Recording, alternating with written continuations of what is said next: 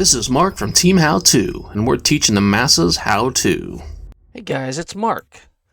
Today I want to talk to you about adding chapters to your YouTube videos. Give you a quick example of what that is. If you look here, you'll see these chapters, and you can tell if a video has chapters because you'll see it's got breakdowns. You can see where each of the chapters starts and ends here. And down here you've got the chapters themselves. And so if you click on this, it brings up the entire list of all the different chapters. And then they can just click on common reasons why Amplify Effect doesn't work, and it just jumps straight to that. Let's talk about. So that's what it looks like. So now let's actually go in and show how to do it. It's really quite simple. Starting from our YouTube channel, let's just go to the YouTube Studio. Then we will go ahead and click on our content to find the video we want to add these to. I'm going to sort by views so I can get the one I'm looking for. There we go. I'm going to do it to this one. This is the rename files quickly. So it's like the timestamps, if you know how that works, but all we have to do is basically pick a spot in here. I like to get past my main intro, and so I'm just going to pick a spot like right here. And what you have to do to start, you have to have 0:00, and that's your first timestamp. With this timestamp in here, that's what's going to actually make it work. If you were to not put the first one in, like for instance, I'm going to put video overview and what to expect.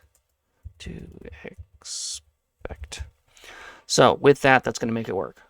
Now, if I didn't want that and I just wanted timestamps so people could click on them, I could go through and drop in all the others. So what I'm going to do is I'm just going to copy and paste these since I already wrote them. No reason to make you sit and watch me type. So these are the 3-4 spots I wanted to do in this one. And these are the PowerShell codes that I'm using for that particular item. I'm going to back this up. There we go. So the only thing you need to know is without the 00, you only get timestamps. And with that, people can come in, click on your timestamp, and it'll take you to the same spot. But with the 00, it actually puts it into the list for you and sets it up. Once you've got it in there, all we do is hit save, and it updates pretty close to instantly. I suppose on a really long one it may take longer, I'm not sure. They've updated seemingly instantly to me. I'll go ahead and click on it and we'll see what we see.